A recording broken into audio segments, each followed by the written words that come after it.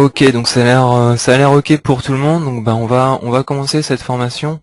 Donc la formation du jour, ça va être donc axé sur les assemblages et les fonctions avancées. Donc ma présentation, voilà, ma présentation. Donc moi c'est Rabo Guénaël. Je travaille actuellement en tant que formateur sur l'agence de Tours.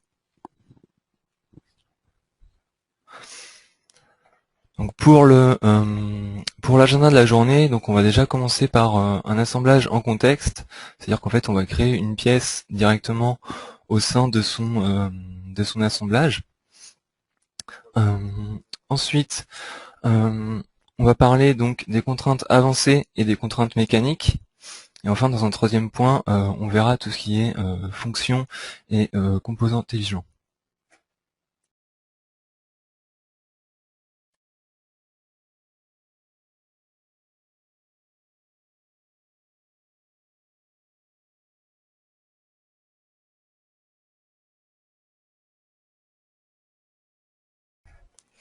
Alors, un assemblage en contexte, qu'est-ce que c'est?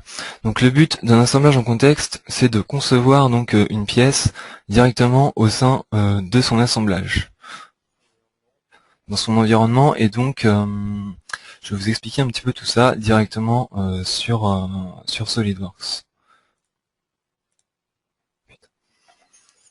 Au niveau donc de l'assemblage en contexte, on va avoir différents en fait symboles au niveau des relations et en fait des relations qu'on va directement lier au sein de notre contexte. Donc on va avoir des relations dans le contexte, des relations hors du contexte, des relations verrouillées ou des relations rompues. Je vais vous montrer tout ça en détail avec un petit exemple que j'ai préparé et que je vais vous présenter.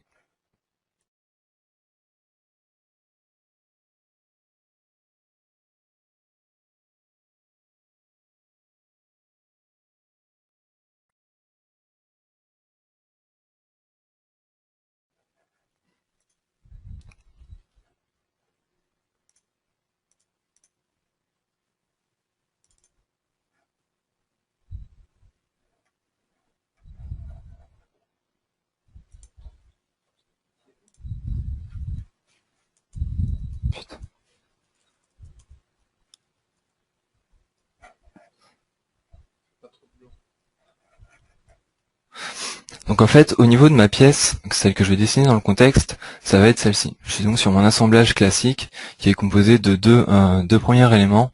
Je vais donc concevoir en fait cette pièce directement au sein de l'assemblage. Donc pour faire ça, donc sur cet assemblage en fait, je vais venir insérer en fait une nouvelle pièce. Donc pour insérer une nouvelle pièce directement au sein de mon assemblage, je vais passer par insérer des composants à ce niveau-là. Juste la petite flèche juste en dessous, qui me permet en fait d'aller venir placer en fait une nouvelle pièce sur cet assemblage. Donc une fois que j'ai sélectionné donc cet outil, je vais en fait définir sur quelle face je vais vouloir positionner cette pièce que je vais venir dessiner dans mon contexte.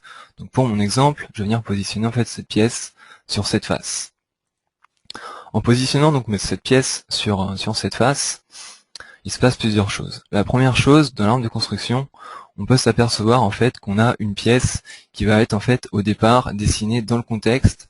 On s'aperçoit de cela avec les deux petits crochets qui encadrent ma pièce et le petit chapeau qui m'indique que je suis à l'intérieur de cet assemblage étau.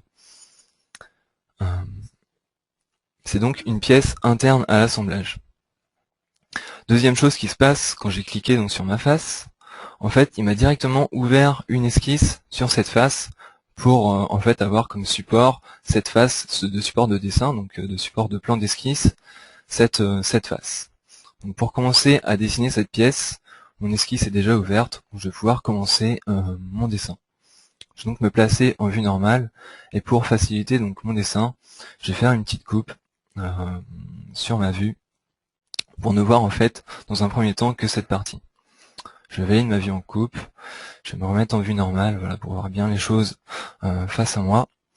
Et donc on est dans un contexte, ce qui va être intéressant, c'est donc de récupérer les entités existantes. Donc là, pour commencer cette nouvelle pièce, je vais donc récupérer toutes les entités en fait extérieures à cette pièce-là. Donc on a au niveau de l'esquisse un onglet en fait qui va nous permettre de faire cela automatiquement. C'est l'onglet ici convertir les entités. Je vais donc convertir mes entités. Sur la gauche, il me demande en fait sur quelle face ou quelles arêtes je veux convertir. Dans un premier temps, donc, je vais cliquer sur cette face pour qu'il me récupère en fait toutes les arêtes extérieures. J'ajoute ma face dans mes entités à convertir et je viens valider sur ma petite coche verte à ce niveau-là.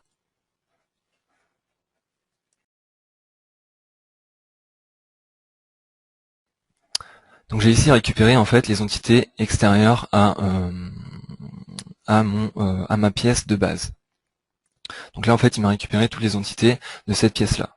Moi ce qui va m'intéresser c'est uniquement pour le moment cette forme-là. Je vais donc en fait ajuster avec l'outil ajuster les entités ce que j'ai pas besoin. Je vais donc couper à ce niveau-là mes différentes entités et également supprimer toutes celles-ci parce que pour le moment j'en ai pas besoin. En fait ces entités je vais pas les convertir mais je vais les décaler.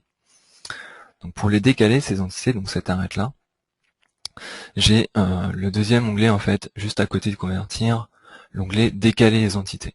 Donc l'onglet décaler les entités, il est similaire à l'onglet convertir. La seule différence qu'on a entre ces deux onglets, c'est qu'il y en a un qui donc copie les arêtes exactement au même endroit, et le décaler les entités, il va donc en fait, comme son nom l'indique, nous décaler en fait les arêtes qu'on va lui indiquer. Donc je sélectionne donc décaler les entités, et je vais vouloir dans cet exemple décaler donc cette entité là. Donc là je vais régler ma distance tout de suite, 10 mm, là c'est un peu loin, je vais me placer sur 1 mm, et je vais inverser la direction pour être dans le bon sens. Je vais également continuer à sélectionner mes arêtes que je vais vouloir convertir, décaler plutôt pour cette solution. Voilà, ces trois arêtes là, et j'inverse ma direction pour que ce soit dans le bon sens. Une fois que tout est ok au niveau de la distance et du sens, on peut valider avec la petite coche verte. J'ai donc à ce niveau-là en fait décalé mes entités de 1 mm. Donc en fait les petites relations là qu'on a c'est des arêtes décalées, et celle-ci c'est donc des relations de convertis sur arête. Si on regarde le nom de la relation à ce niveau-là, on voit sur arête, et celle-ci décaler les entités. Donc c'est vraiment deux solutions qui nous permettent de récupérer les arêtes et donc de gagner du temps quand on dessine dans un contexte plutôt que de venir retracer en fait l'ensemble de nos traits. Une fois que j'ai ces trois entités là, je vais vouloir avoir la même chose de l'autre côté. Donc tout simplement en fait je vais me faire une ligne de symétrie pour pouvoir ensuite copier ces deux parties là. Je me dessine une ligne, un axe de construction qui va passer par mon origine de façon verticale. Ok. Je vais maintenant en fait fermer cette moitié d'esquisse ici pour pouvoir en fait copier l'intégralité de l'autre côté d'une seule fois. Voilà. Donc je vais repartir en fait de mon extrémité ici. Je vais dessiner un trait qui rejoint ce point coïncident à ce niveau-là. Je vais rejoindre mon point d'extrémité ici que j'ai décalé. Voilà, à ce niveau-là, et je vais également fermer donc mon esquisse jusqu'à l'origine à ce niveau-là. Une fois que j'ai donc fermé une moitié d'esquisse, je vais faire ma symétrie en fait de mes entités avec les entités symétriques à ce niveau-là. Donc dans les entités symétriques, je vais donc sélectionner cette arête-là, cette arête-là, cette arête-là, celle-ci et également celle-ci. Dans ma ligne de symétrie, je vais donc lui indiquer de symétriser toutes ces entités par rapport à l'axe que j'ai préalablement dessiné. Voilà. Une fois que ma ligne de symétrie est ok, j'ai mon aperçu qui a l'air bien. Je vais donc pouvoir, il me manque juste cette arête, je vais la rajouter après. Ok. Je vais fermer mon esquisse à ce niveau-là. J'avais oublié un trait. Voilà. Donc là maintenant j'ai des relations de symétrie qui sont liées donc à cette esquisse, et j'ai également donc des relations qui sont liées à des entités que j'ai donc converties ici et décalées pour celle-ci. et donc les entités que j'ai symétrisées, je retrouve mes relations de symétrie à ce niveau-là. Ok. Donc pour vérifier que mon esquisse est bien fermée, je vais faire une petite vérification en sélectionnant la chaîne pour voir si tout apparaît en bleu. Tout est ok, donc ma chaîne est donc fermée, donc c'est que mon esquisse est fermée. Je vais donc pouvoir réaliser mon extrusion.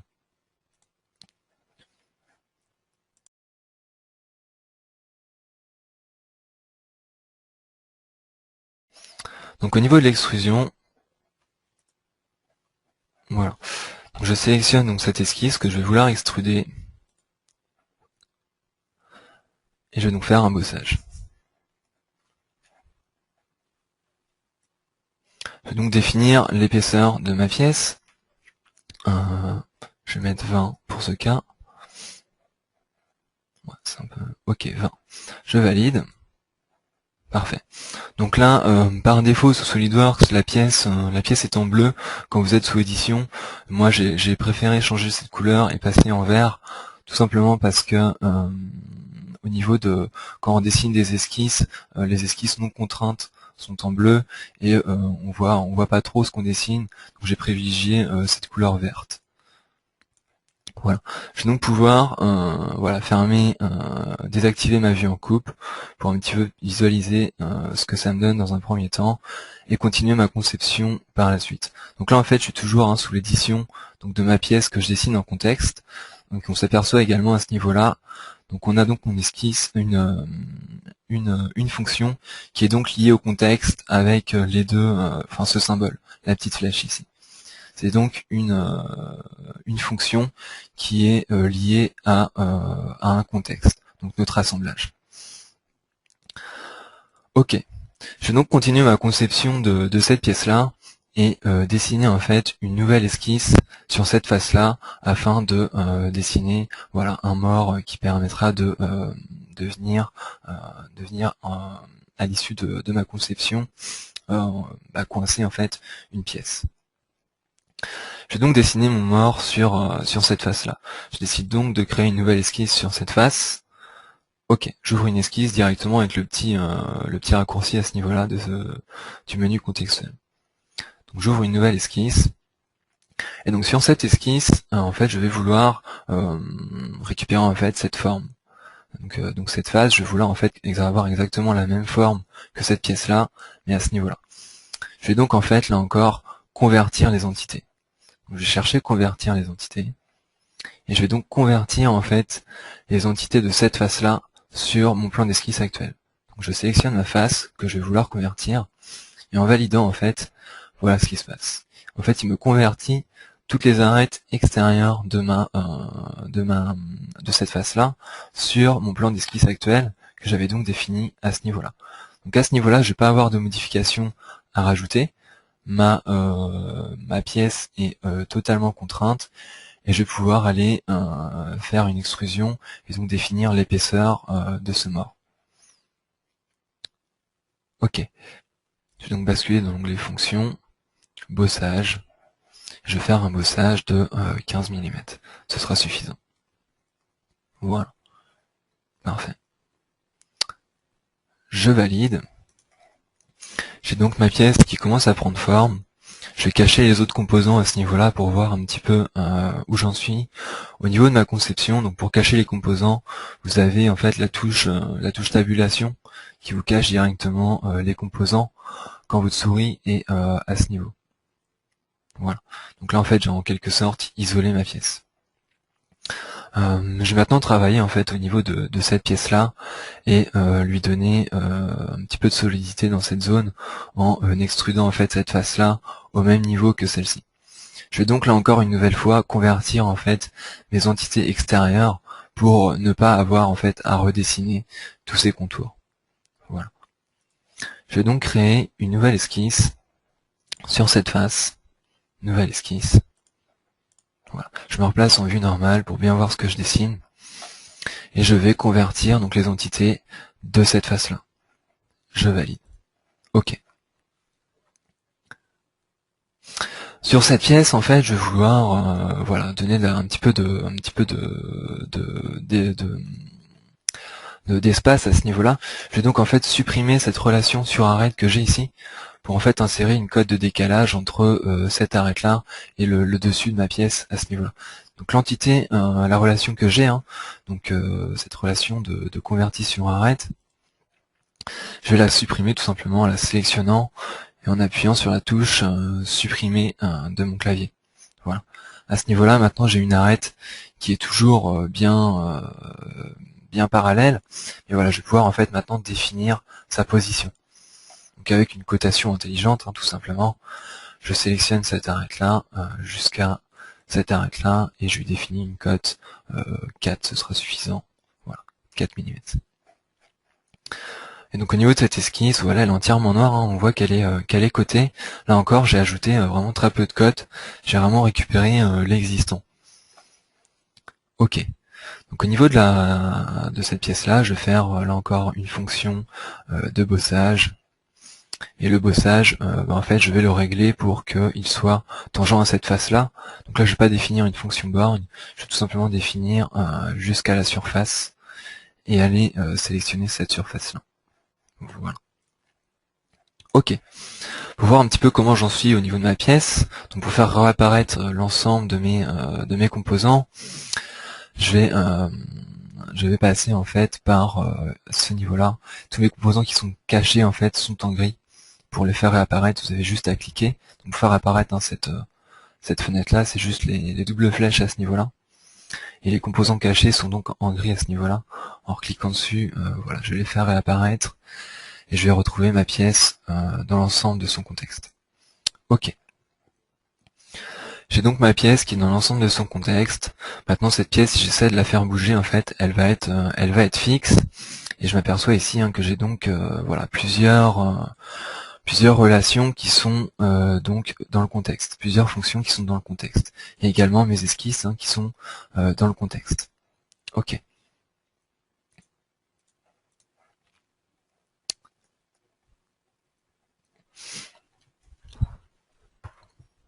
Donc voilà, si je veux en fait donner de la souplesse maintenant à cette pièce-là, pour qu'en fait lui donner un degré de liberté, et pour pouvoir en fait faire une petite contrainte après d'hélicoïdal, c'est-à-dire qu'en fait je vais vouloir faire déplacer ma pièce avec une vis, bien tout simplement en fait je vais venir au niveau des contraintes de cette pièce-là, regarder ce qui se passe en fait, pourquoi elle bouge pas. En fait tout simplement quand j'ai placé ma pièce au tout début de ma conception, en fait il m'a placé une contrainte sur place à ce niveau-là. C'est-à-dire qu'en fait ma pièce à l'heure actuelle elle est plaquée sur cette face-là. Je peux pas lui donner de degré de liberté. Je vais donc en fait supprimer cette contrainte sur place, tout simplement en la supprimant à ce niveau-là. Donc ok, là je supprime. Et à ce niveau-là, il met un petit message, donc c'est pas un message d'erreur, c'est un message en fait d'avertissement. Comme quoi, en fait, si je clique sur oui, il va me supprimer en fait toutes mes références externes. Donc au moment, moi je vais les garder. Donc ces références externes, souhaitez-vous enlever les références maintenant? Je vais cliquer sur non. Je garde mes références externes pour que en fait ma pièce continue à évoluer par rapport à son contexte. La seule petite chose que je vais rajouter, c'est donc là ma pièce elle est plus contrainte du tout. Elle a aucun degré de liberté, enfin là, elle a tous les degrés de liberté. Je vais donc moi lui rajouter deux contraintes classiques qui vont me permettre en fait de contraindre cette face-là avec cette face-là et cette face-ci avec celle-ci. Je vais donc ajouter des relations, des relations coïncidence entre cette face-là, relation, ok. Je sors de l'édition de ma pièce, ok. Je vais pouvoir ajouter des relations maintenant directement à ce niveau-là. Contrainte entre cette face-là et cette face-là. Ok. Donc je valide cette première contrainte et j'ajoute ma nouvelle contrainte avec ces deux faces-là. Ok. Donc maintenant ma pièce, elle a bien son degré de liberté. Et voilà, donc après je vais la contraindre avec une contrainte de distance. Voilà. Et pour le moment, je vais en fait la replaquer avec une contrainte classique, donc entre cette face-là et celle-ci. Ok. Donc là, en fait, j'ai remplacé ma contrainte de surplace par une contrainte plus classique qui me permettra en fait après de voilà, redimensionner, de retravailler en fait plus proprement. Voilà. Ok. Donc je vais juste vous montrer en fait que avec la construction dans le contexte, cette pièce là, le mort que j'ai dessiné, il réagit en fait dans son contexte. C'est-à-dire que si en fait j'augmente la taille de cette pièce là, je vais partir de celle-ci, voilà, j'augmente la taille de cette pièce, cette cote de 80, je vais la passer par exemple à 100. Ok. Donc là en fait, la reconstruction c'est pas encore faite, il faut juste que je reconstruise ici pour voir bien ce qui se passe. Et donc là en fait ma pièce, on s'aperçoit qu'en travaillant dans le contexte, avec des arêtes et des entités décalées et converties, voilà, on a bien notre pièce qui évolue dans son contexte, quelle que soit la cote ici de 100. Donc vous remarquerez également que cette pièce-là évolue en conséquence de celle-ci, tout simplement parce qu'il y a eu une équation d'ajouter au niveau de cette cote qui fait qu'elle est pilotée par celle-ci en fait. Voilà pour l'explication. Je vais repasser à 81. Ok. Donc maintenant, si je veux ajouter un axe à cette pièce pour pouvoir en fait faire une liaison hélicoïdale et faire translater cette pièce-là par rapport à l'ensemble, je vais donc devoir ajouter un axe à cette pièce-là et donc un emplacement, un trou là qui va me permettre de le fixer dans cette pièce-là. Donc pour ajouter le trou à cette pièce, eh bien, je vais revenir sur l'édition de cette pièce-là. Tout simplement, là, c'est le deuxième onglet. Quand vous sélectionnez n'importe quelle face, vous avez édité la pièce. Sinon, autre solution, c'est de passer par l'arbre d'assemblage ici et de venir éditer votre pièce à ce niveau-là. Ok. Je vais vérifier s'il n'y a pas de questions pour le moment. Ok, donc au niveau des questions, là, j'ai juste un œil pour voir où vous en êtes et on en reparlera à la fin. Comment change tout la couleur bleue en verte? Je vous expliquerai tout ça à la fin, il n'y a pas de problème. Ok, donc je vais continuer la conception de cette pièce et donc voilà, je vais insérer un trou sur cette face là. Donc je viens dans l'édition de ma pièce ici. Donc là effectivement ma pièce passe en verte. Par défaut c'est en bleu. Moi j'ai fait le choix de passer en vert, tout simplement que quand je vais en fait créer une esquisse sur cette face, je crée une esquisse sur cette face, sur ma pièce que je suis en train de designer. Et donc voilà, je crée une esquisse et je vais là encore je peux décaler les entités de cette arête là. Chercher décaler les entités. Voilà. Ou également convertir si j'aurais voulu exactement le même diamètre. Donc là je vais me faire un petit décalage de 0,5. Ce sera suffisant et j'inverse ma direction. Ok. Donc j'ai maintenant une cote de décalage en fait entre voilà cette arête là, donc une entité convertie, une entité décalée pardon, et mon cercle d'esquisse qui est non pas à l'intérieur mais à l'extérieur. Je vais donc refaire la manip, décaler les entités, cette arête là et inverser la direction. Voilà, je valide. Ok, 0,5 à l'intérieur, parfait. Je vais pouvoir maintenant faire un enlèvement de matière jusqu'à la surface que j'ai dessinée tout à l'heure, ici. Voilà, parfait. Donc maintenant, quand je vais insérer l'axe qui va me permettre le mouvement hélicoïdal, et pour déplacer donc mon mort, je vais venir le fixer avec un boulon de ce côté-ci. Je vais donc faire un petit épaulement sur ce trou. Je vais donc créer une nouvelle esquisse sur cette face, qui va me permettre de voilà, dessiner une nouvelle esquisse. Je vais cacher cette pièce-là qui ne me sert pas, voilà. Je vais me remettre en vue normale. Ok. Donc là, je vais pouvoir dessiner ou décaler, là encore, ce cercle-là. Si je veux conserver mon esprit de décaler et convertir les entités, je vais prendre décaler les entités et je vais faire un épaulement décalé par rapport au trou principal de 4. Non pas 0,4, voilà, 4 mm. Parfait. Je valide. Et au niveau donc là de l'épaulement, ça va être tout simplement une fonction enlèvement de matière extrudée. Ok, je vais définir l'épaisseur, donc il n'y a pas besoin d'aller si loin. Je vais mettre une cote de 5. Ok, je valide. Parfait. Donc au niveau de mon design de pièce, là, je suis pas mal. Je vais donc maintenant insérer mon axe et regarder un petit peu après ce qui se passe au niveau de l'insertion de l'axe pour faire la contrainte en fait, la contrainte hélicoïdale. Ok, donc je vais faire apparaître ma pièce. Voilà. Donc là en fait j'ai passé avec la touche Shift et tabulation. La pièce était dans cette zone-là, j'ai appuyé sur Shift tabulation, du coup ça me l'a fait réapparaître. Je valide mon édition, je reviens au niveau de l'assemblage, et je vais donc insérer l'axe qui va me permettre de voilà, d'effectuer mon mouvement hélicoïdal. Ok.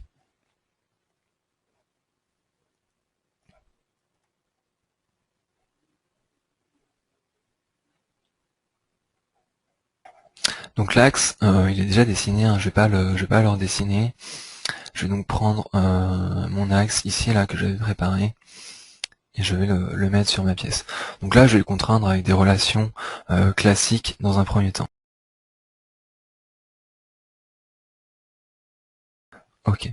Donc les relations classiques que je vais ajouter, ça va donc être une contrainte de coaxialité avec cette face-là.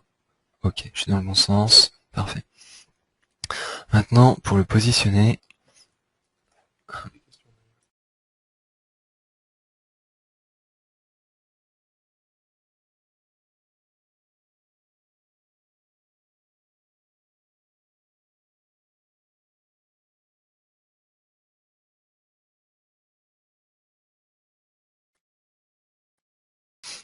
ok.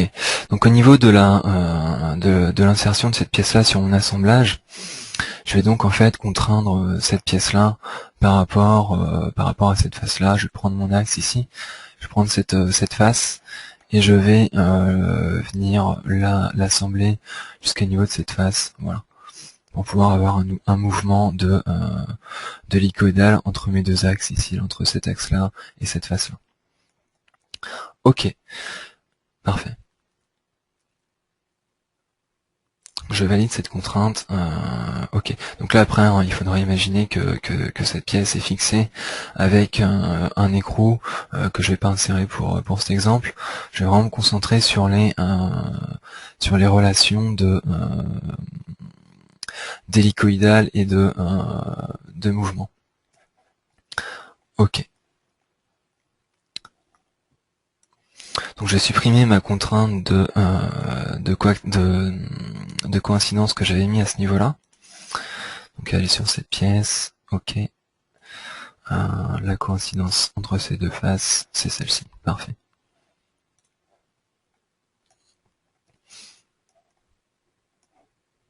Ok, donc là j'ai bien un mouvement. Maintenant voilà, pour que cette pièce-là, quand elle tourne, elle me fasse avancer mon mort, je vais donc lui ajouter une relation de une contrainte à ce niveau-là. Une contrainte non pas avancée, non pas standard, mais une contrainte mécanique de hélicoïdal à ce niveau-là. Donc, je vais revenir sur mon PowerPoint. Bon voilà.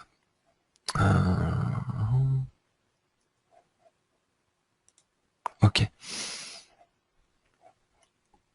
Donc au niveau de mes relations dans le contexte, je vais détailler tout ça quand je vais casser en fait le lien entre ma pièce et son contexte. Parce que l'idée en fait, hein, c'est une fois qu'on a donc défini la taille de la pièce dans son contexte.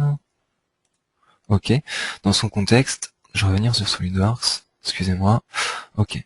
Une fois qu'on a défini la taille dans son contexte et qu'on est satisfait de ce qu'on a fait, donc là je vais revenir sur une taille 80, ok, donc pour vous montrer que ça suit toujours, je vais repasser à 100, ok, voilà, j'ai pas vu 100, je reviens à 80, Ok, donc tout suit bien, tout est ok. Donc là je vais rester sur une taille à 80 et je vais maintenant donc insérer dans un premier temps cette liaison pour voir qu'on a bien une liaison hélicoïdale, et je reviendrai après voilà, sortir en fait cette pièce du contexte, c'est-à-dire en fait casser toutes les relations qu'on peut avoir, les relations dans le contexte. Donc la petite flèche à ce niveau-là, si je reviens sur ma présentation.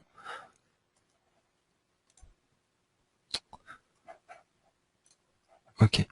Toutes ces relations de contexte qu'on peut rencontrer, donc dans le contexte, hors du contexte, verrouillé et rompu. Je vous expliquerai tout ça un petit peu plus en détail après ma liaison que je vais insérer tout de suite. Ok.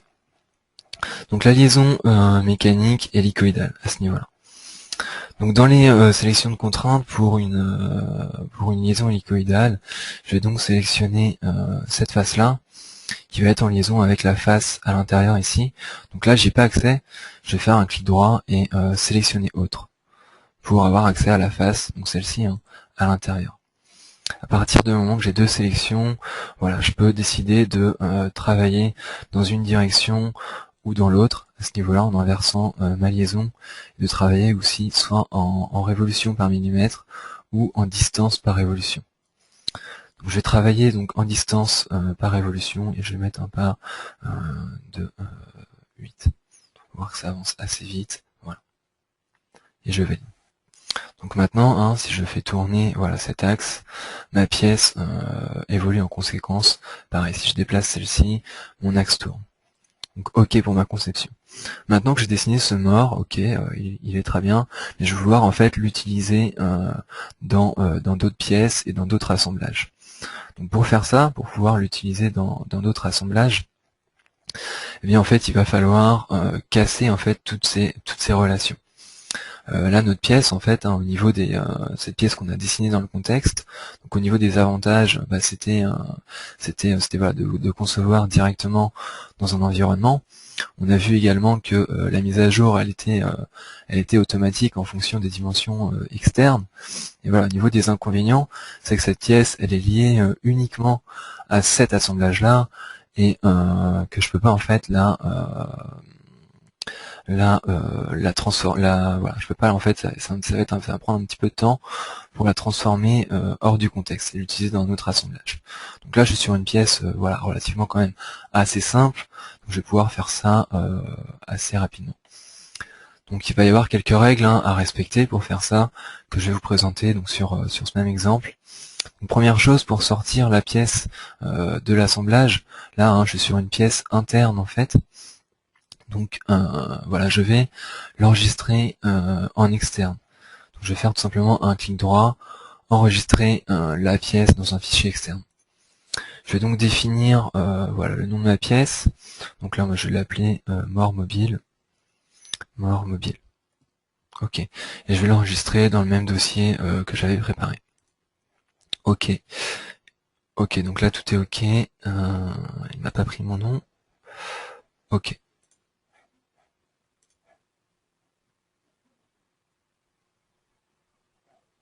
Donc là, en fait, je suis bien placé d'une pièce en contexte à une pièce interne, pardon, je suis toujours dans le contexte.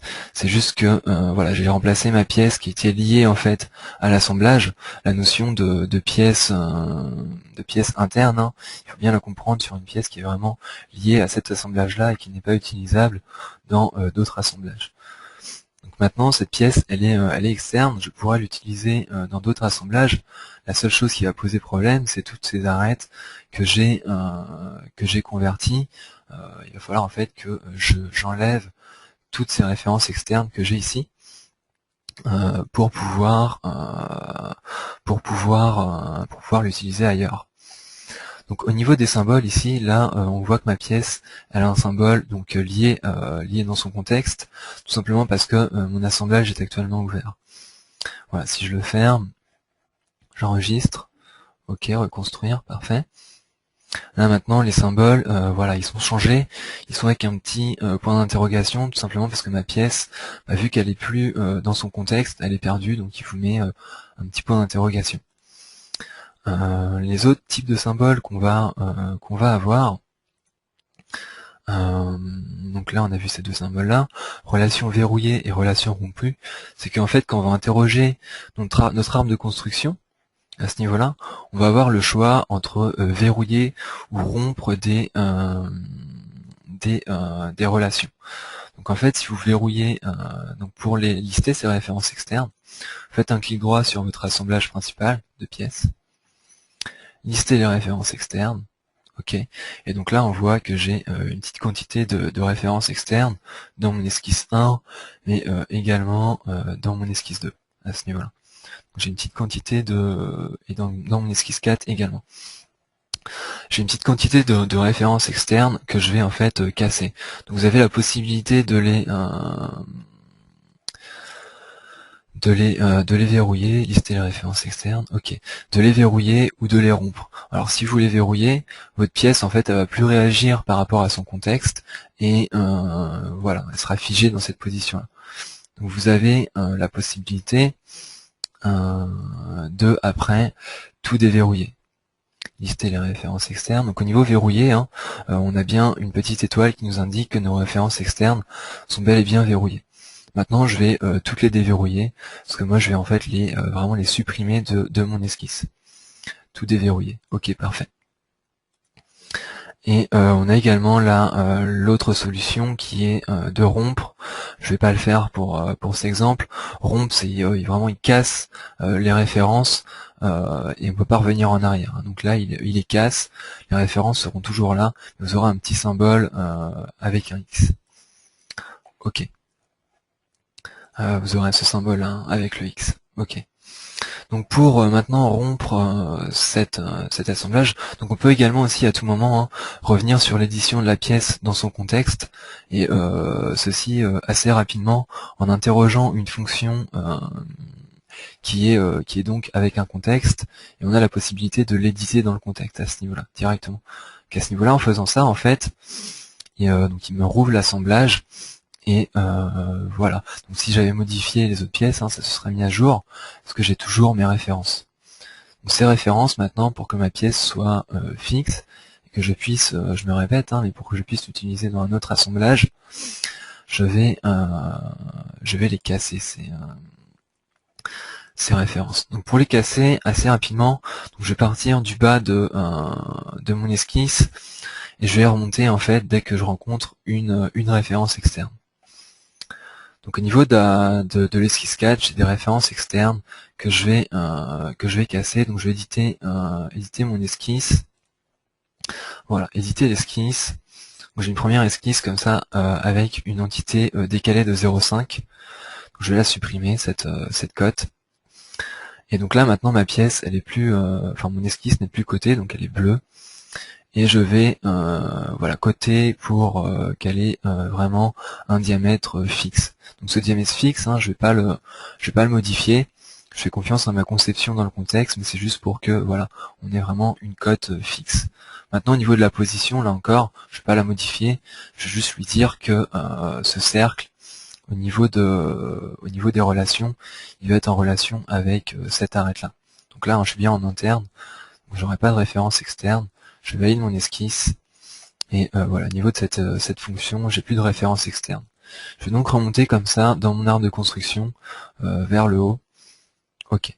Je vais éditer mon esquisse, celle-ci. Donc là j'ai plusieurs références, des entités converties, etc. Là sur celle-ci j'ai que des entités converties. Donc toutes ces entités je vais les supprimer rapidement en passant par l'affichage et la suppression des relations à ce niveau-là. Je vais faire une liste sur les références externes. Donc là, dans l'exemple, on n'a que ça. Mais si vous aviez d'autres références, d'autres cotes, vous pouvez faire un petit filtre à ce niveau-là sur les références externes. Et je vais en fait tout simplement tout effacer. Donc là, mon esquisse, elle est plus cotée.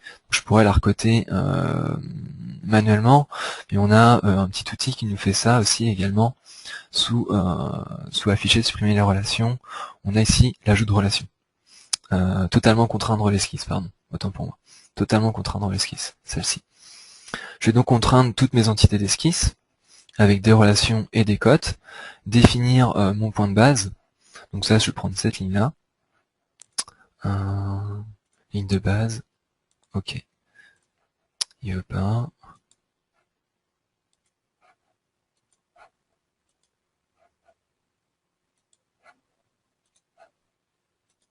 Bon, ok. Bah, je vais partir de ce point. Ok. Donc tout simplement, je vais valider. Donc là, mon point de base, toutes mes codes vont partir de ce point. Je regarderai un petit peu plus tard pourquoi ça n'a pas marché. Et je pourrais vous refaire un petit billet de blog sur totalement contraindre l'esquisse si vous désirez. Je vais pas trop m'attarder là parce que je vois que l'horloge tourne. Ok. Donc là, j'ai importé en fait automatiquement toutes mes cotes par rapport à ce point de base. Maintenant, j'ai plus de référence externe. Si je valide, ok, j'ai plus de référence externe et j'ai vraiment pas modifié ma forme. Ok pour celle-ci. Je vais donc passer à la suivante et même chose, je vais éditer mon esquisse. Donc là, pareil, même opération. Je vais supprimer en fait mes relations externes existantes. Donc là, j'ai plusieurs types de relations. Je vais faire un filtre sur les références externes et je vais tout effacer. Ok. Même opération, là encore, je vais passer par totalement contraindre l'esquisse pour avoir en fait ajouté des cotes par rapport à un point. Donc là, ce point de base, ça me plaît bien, je vais pas chercher à le modifier et je valide. Donc là en fait toute mon esquisse est parfaitement contraint et voilà. Donc au niveau des relations, il m'en a ajouté pas mal. Mais si je veux une lecture un petit peu plus simple de mon esquisse, je peux les cacher ici. À ce niveau-là, vous avez affiché ou caché les relations d'esquisse. Donc là je vois bien que j'ai que des rayons, que des cotes bien propres et j'aurai pas trop de problèmes. Donc après, vous pouvez retravailler toutes ces cotes et recoter comme vous le désirez, sans problème, en déplaçant vos cotes ou en supprimant et en retraçant de nouvelles. Ok pour ça. Donc je valide et là du coup on s'aperçoit que ma pièce, voilà, elle est plus du tout dans un contexte, elle est vraiment indépendante. Je vais enregistrer ces modifications là. Ok.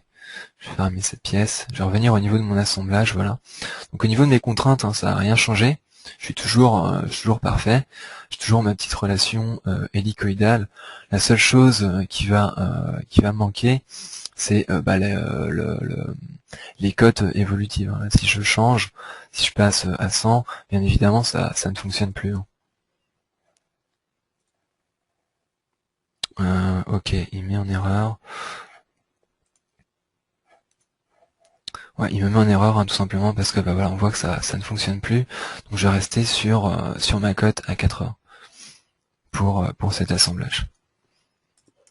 Ok, parfait. Voilà. J'enregistre ça. Je vais revenir sur ma présentation et on va donc passer. On va voir d'autres exemples en fait de voilà, de contraintes avancées et de contraintes mécaniques. Je vous ai donc présenté cette contrainte hélicoïdale sur cet exemple. Je vais maintenant vous présenter sur un autre exemple une contrainte de cam et de poulie avec une petite courroie. Ok. Donc au niveau des contraintes, je vais donc vous présenter cet exemple. Je vais revenir sur SolidWorks. Ok.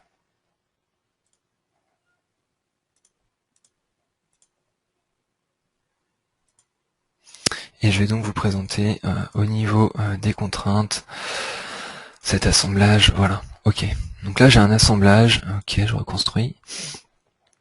Sur lequel j'ai une cam ici et une contre-cam à ce niveau-là.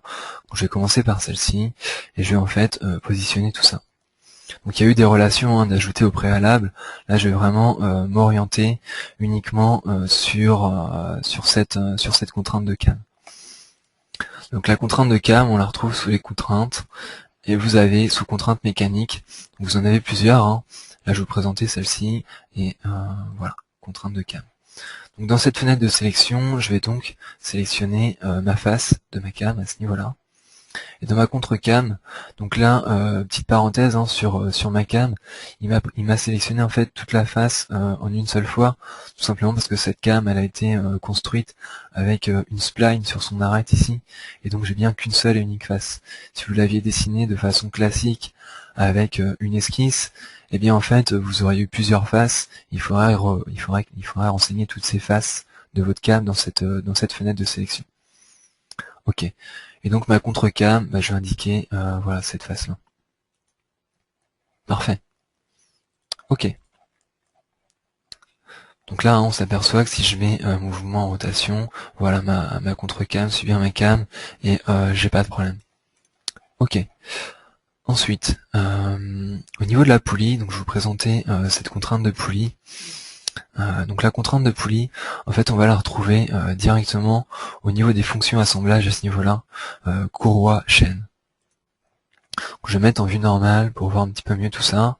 Je vais également passer en image arête cachée à ce niveau-là, voilà, pour visualiser vraiment mes arêtes internes. Ok. Donc dans ma sélection ici de courroie chaîne, je vais sélectionner en fait cette arête-là, qui est donc l'arête interne de ma poulie. Je vais également sélectionner l'arête interne de cette poulie-là. Donc là, hein, on voit qu'il commence à me dessiner ma courroie. Et je vais également lui indiquer ce petit galet tendeur. Donc au niveau du sens, là, hein, vous pouvez l'inverser si c'est pas dans le bon sens. Également, hein, il vous indique au fur et à mesure de votre sélection le diamètre de votre galet à ce niveau-là. Ok, là on voit bien que j'ai trois diamètres différents. Ok. Ensuite, pour cet exemple, au niveau des propriétés à ce niveau-là, je vais en fait lui définir que c'est ma courroie en fait qui pilote l'ensemble de mon assemblage. Je vais donc indiquer une longueur de courroie dans ce cas de 2 mètres. Parce qu'il est peu évident de trouver dans le commerce des 2000 mm. Ok, 2000. Ensuite, vous avez une petite case ici qui vous permet en fait de définir un diamètre de votre courroie. Donc pour ce cas, je vais définir un diamètre de courroie sur 15 mm. Ok. Donc là, hein, on voit que tout ça s'ajuste bien automatiquement. Vous avez également aussi la possibilité de créer une pièce de courroie. Donc si vous faites ça, en fait, tout simplement, il vous crée une pièce qui pourra par la suite vous servir à faire un balayage le long de cette esquisse. Ok. Maintenant, si je mets tout ça en rotation, on va s'apercevoir, je vais repasser en image ombrée, ça va être plus sympa. Ok, parfait. Que voilà, tout ça, ça suit bien. Il ne me reste plus qu'à faire pour cet exemple, en fait, à ajuster cette bielle là pour qu'elle suive bien, voilà, cette petite pièce. Donc pour contraindre cette pièce, je vais utiliser des contraintes de type avancé à ce niveau-là, avec une première contrainte. Donc je ferai une première contrainte standard en fait pour aligner mon plan de ma bielle par rapport à cet axe. Donc le plan, déjà je vais chercher à l'afficher, afficher les axes. Donc je vais afficher l'axe de cette pièce là. Voilà, celui-ci. Voilà, celui-là. Montrer. Ok. Donc je vais aligner au niveau de mes contraintes cet axe-là avec mon axe temporaire de cette pièce-là. Donc je l'aligne. Si je valide mes contraintes, ok, parfait. On va s'apercevoir que là, voilà, il suit bien au mouvement parallèle. Il ne me reste plus qu'en fait à centrer tout ça de façon à ce que ma bielle se déplace bien, suive ce mouvement-là également. Donc, je vais donc ajouter une contrainte avancée de type distance à ce niveau-là. Je vais mettre une contrainte de distance entre mon axe ici et ce plan milieu en fait voilà, parfait, ce plan milieu de cette bielle. Donc au niveau de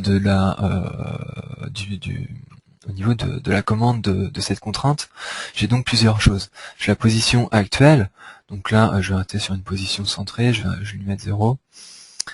Et ici en fait vous définissez votre course mini. Donc moi je vais avoir une course de -50 jusqu'à plus 50 mm, bien entendu. Et je valide. Donc là, voilà, je peux valider. Parfait. Donc là, en fait, c'est vraiment la position actuelle. Celle-ci, en fait, elle va osciller entre moins 50 et 50 suivant la position de notre système. Ok. Maintenant, si je mets tout ça en relation, voilà, on s'aperçoit, si je mets tout ça en mouvement, pardon, on s'aperçoit qu'on a, voilà, une belle cinématique qui peut être intéressante. Voilà. Parfait. Ok pour ces contraintes avancées et ces contraintes mécaniques. Je vais donc maintenant vous parler des composants intelligents. Donc un composant intelligent, qu'est-ce que c'est? Eh bien en fait, ça va être un composant que vous avez que vous avez placé sur une pièce, voilà, sur une pièce, et ce composant-là, vous allez l'avoir à installer sur différentes pièces. C'est ce que j'ai appelé ici la cible. Et je vais donc en fait, au niveau de ce composant, le rendre intelligent. Donc qu'est-ce que ça veut dire, hein? Tout simplement, ça veut dire que je vais importer des fonctions et également des éléments associés à ce composant-là. Donc comment ça marche, comment on fait pour régler tout ça? Eh bien en fait, il y aura quelques règles hein, à respecter si on veut que ça fonctionne correctement. Donc je vais revenir au niveau de SolidWorks et je vais vous montrer ces différentes règles en fait. Voilà. Donc je vais prendre cet assemblage source. Voilà. Ok. Donc là en fait j'ai mon composant une poignée hein, avec voilà une autre poignée de l'autre côté et je vais en fait rendre ce composant intelligent. Donc au niveau de ce composant, pour le rendre intelligent, hein, il y a eu quelques règles à respecter pour le placer. Si je regarde comment il a été placé, on a donc différentes contraintes, pardon. Excusez-moi. J'ai donc une première contrainte, voilà, coïncidente avec cette face, une contrainte de parallèle en fait entre ce plan-là et cette face. Donc quand j'insérerai hein, ce composant que je vais rendre intelligent dans une cible en fait, il sera important de respecter en fait les mêmes types de contraintes si on veut que ça fonctionne correctement et qu'on puisse le placer un petit peu comme on veut. Ensuite, les autres composants associés, si on regarde comment ils ont été placés, ok pour ça. Et donc une contrainte en parallèle par rapport entre ce plan-là et cette face-là pour ce composant-là. Et les autres composants, comment ils ont été placés? Eh bien tout simplement, ils ont été placés par rapport à celui-ci. Si je prends la pièce strike ici, je regarde ses contraintes, voilà, donc elle est centrée par rapport à la porte, bien évidemment. Et au niveau des coïncidences, pareil ici, elle est bien plaquée sur cette face-là, mais c'est en fait celle-ci qui est importante au niveau de la création de votre composant intelligent, au niveau donc de la source, hein, parce que c'est celui-ci qui va nous servir de source. On est bien en fait coïncident avec la poignée en fait. On est bien sur le même plan. Après, vous auriez pu mettre une cote de décalage, hein, bien entendu, mais ce qui est important, c'est de vraiment travailler avec le plan de cette poignée-là. Ok. Et pareil pour l'autre au niveau des relations. On est bien concentrique avec la poignée, coïncident donc sur la porte, bien évidemment, pour qu'il se positionne sur cette face-là. Et voilà, parallèle par rapport à cette face du dessus. Donc là, au niveau des relations, en fait, hein, toutes mes relations vont être associées à cette pièce, qui sera donc là ma source, mais dans les autres cas, ce sera ma cible, en fait. Donc je vais rendre maintenant ce composant, cette poignée, une fois qu'elle est bien positionnée, je vais le rendre intelligent. Donc pour le rendre intelligent, donc moi j'ai le petit créer un composant intelligent que je me suis mis en raccourci ici. Pour le retrouver, hein, si vous le retrouvez pas, vous avez la barre de recherche de commande ici, qui vous permet de retrouver en fait rapidement où il se situe. À condition de, voilà, moi je le raccourci, il me le met ici, mais sinon il est dans voilà, outils et créer un composant intelligent à ce niveau-là. Donc pour créer le composant intelligent, je vais donc tout simplement cliquer sur mon icône de raccourci et je vais dire quel composant je veux rendre intelligent. Donc le composant que je vais rendre intelligent, c'est donc ma poignée que j'ai positionnée, voilà. et les composants que je vais vouloir associer à cette poignée. Donc les composants associés, ça va être donc celui-ci. J'aurais pu bien évidemment ajouter également tout ce qui est visserie, et je l'ai pas fait pour cet exemple. Voilà. Et en fait, dans les composants, vous pouvez ajouter des composants ou de la visserie. Et au niveau des fonctions, je vais importer en fait tous mes usinages. Donc celui-ci et également celui-ci. Donc là en fait j'ai sélectionné tous mes usinages qui vont être importés sur ma cible. Et je valide en fait une fois que j'ai fait toutes ces manips. Donc là au niveau de la création et de la position, ça peut prendre un peu de temps, mais si vous revenez en fait sur un composant que vous avez à positionner X fois, vous allez gagner du temps par la suite. Donc au niveau des avantages, voilà, il y a vraiment un gain de productivité, puisqu'on importe en fait automatiquement des composants ou de la visserie. Voilà. Ensuite, il s'adapte automatiquement à la topologie donc du modèle ciblé. Et donc au niveau des inconvénients, on peut s'apercevoir qu'au niveau du temps de conception et du temps de création, ça peut être un peu long. Donc je vais maintenant placer ce composant intelligent. Donc là on s'aperçoit dans mon arbre de construction que j'ai un petit ok, j'ai un bug là. Il n'a pas aimé. Je vais faire un petit zoom ici pour vous montrer qu'on avait un petit affichage avec une étoile qui m'indique bien que mon composant est intelligent, et je retrouve ici toutes les fonctions associées à ce composant intelligent, et donc les références associées à ce composant intelligent. Ok, je vais donc maintenant tester en fait ce composant intelligent. Je vais donc enregistrer tout ça. Et donc mon composant intelligent qui s'appelle Smart Knob ici, je vais le tester sur ma cible que j'avais au préalablement dessiné. Place. Ok, donc sur celui-ci, donc bien être au niveau d'un assemblage, ça ne fonctionne pas si vous êtes au niveau de la pièce. Là je suis vraiment au niveau d'un assemblage. Et donc ce composant que j'ai rendu intelligent, qui est Smart Knob ici, je vais vérifier qu'il a bien pris en compte. Voilà, mes composants intelligents, très bien. Donc là, je retrouve bien sur ma pièce, après, voilà, toutes les fonctions et le petit icône qui m'indique que c'est un composant intelligent. Je vais donc pouvoir maintenant le placer sur mon assemblage. C'était pas celui-ci. Voilà, ma poignée, Smart Knob, à ce niveau-là. Voilà, j'importe ma poignée. Donc là, en fait, il y a une référence de contrainte également d'ajouter sur cette poignée pour qu'elle se positionne directement de façon coïncidente en fait sur ma face. Et je valide. Ok. Donc ensuite, cette pièce, il faut la positionner par rapport à ce contexte. Donc là, je vais la positionner par rapport à son plan. Comme je vous ai indiqué tout à l'heure, bien prendre voilà, ce plan top avec que je vais contraindre de façon voilà, je vais lui mettre une distance de 90, ce sera très bien dans ce sens-là. Et je vais également le contraindre dans l'autre sens avec parce que là pour l'instant la poignée n'est pas positionnée. Je vais lui ajouter sa contrainte de position. Contraindre. Ok. Par rapport à cette face. Voilà. Et également une distance. Je vais mettre 45, ce sera très bien. Ok. Donc là, mon composant que j'ai rendu intelligent, il est totalement contraint, il est positionné. Voilà, je peux plus le déplacer. Je vais pouvoir le rendre intelligent.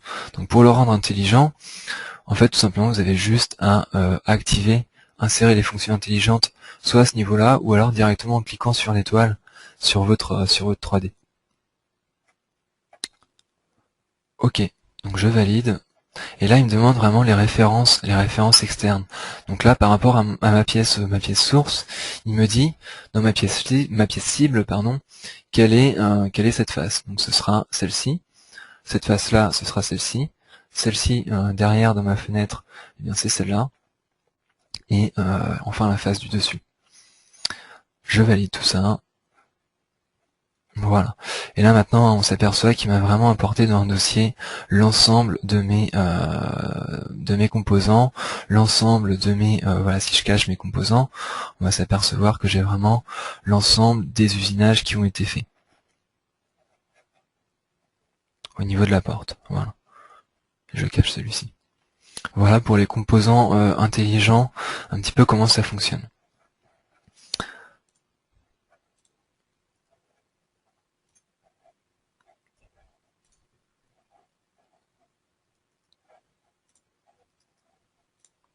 Ok, j'en ai terminé pour ma présentation, donc bah, ça va être au niveau des questions maintenant. Je vais regarder un petit peu tout ça et voilà.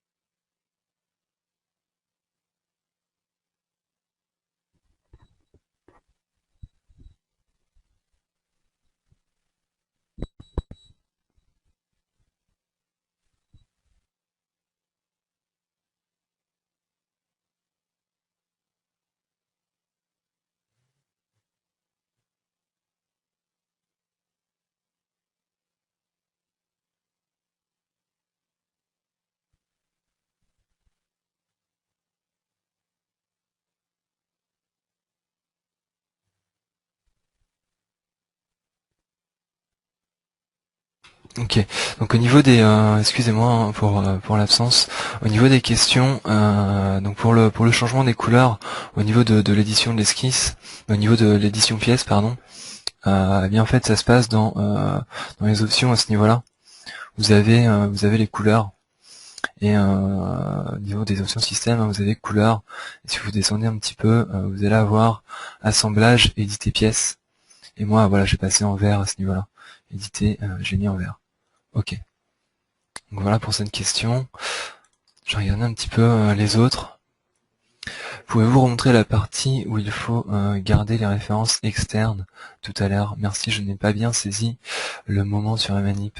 Alors, en fait, le moment où il faut garder les références externes, mais en fait, les références externes, hein, c'est vraiment si vous voulez que cette pièce, elle évolue dans son contexte. Donc voilà au niveau des références externes. Donc si vous voulez vraiment que votre pièce elle évolue dans son contexte, eh bien il faut garder ces références externes. Et moi j'ai supprimé en fait ces relations externes après au niveau de je vais le faire hein, sur cette pièce par exemple. Je crois que j'ai des références. Je vais venir je vais revenir sur l'exemple, ce sera plus simple.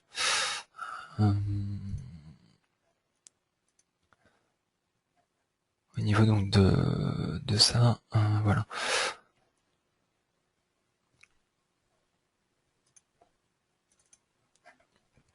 Ok, donc sur les taux, hein, j'avais pas mal de références externes sur cette pièce que j'ai supprimé en fait pour vraiment rendre ma pièce indépendante. Et donc comment j'ai fait ça? Donc c'était en fait sur les esquisses, on avait des petites flèches qui nous disaient qu'il y avait un contexte. Et à chaque fois que j'avais un contexte, en fait, j'ai édité cette esquisse et j'ai été chercher ici afficher, supprimer les relations. Et en fait, toutes vos relations s'affichent ici. Donc si vous en avez des externes, des internes, etc., vous pouvez faire un petit filtre ici sur les externes. Donc bah là, voilà, j'ai une référence externe, mais qui est en fait interne à ma pièce. Si vous avez des références externes, voilà, elles apparaissent avec une petite flèche. Et j'ai tout effacé à ce niveau-là. Voilà, pour vraiment que ma pièce soit indépendante. Une fois que vous avez figé votre conception, il peut être intéressant en fait de travailler avec avec une pièce. Voilà, après vous pouvez l'enregistrer là où vous souhaitez. Et alors voilà, pour la travailler dans un autre endroit, dans une autre assemblage. Alors j'ai une autre question également intéressante ici. Quelle est l'astuce pour vérifier qu'une esquisse est bien fermée?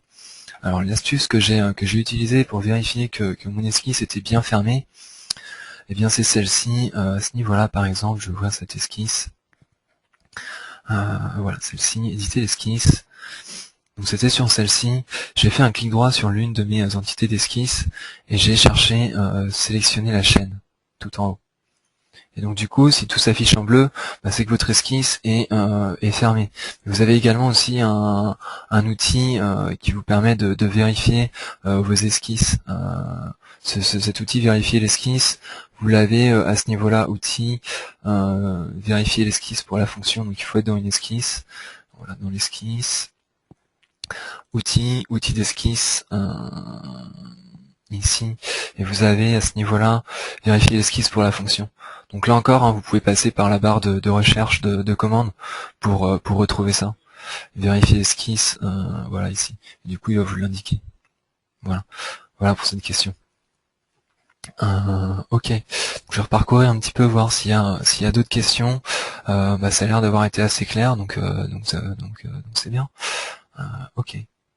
Puissant, merci. Ok, bon bah tout très bien. Je vais patienter encore un petit peu, voir s'il y a d'autres questions. Et si tout est ok, voilà. Ouais. Après, c'est pareil. Hein, si vous avez d'autres questions sur ce que je vous ai présenté, bah, n'hésitez pas à en reparler via le guide 3D et voilà, on vous répondra sans problème. Ok, donc bah a priori, hein, il n'y a pas d'autres questions là qui viennent. Donc, bah, je vais vous souhaiter un bon appétit et puis bah un bon week-end. Merci, au revoir.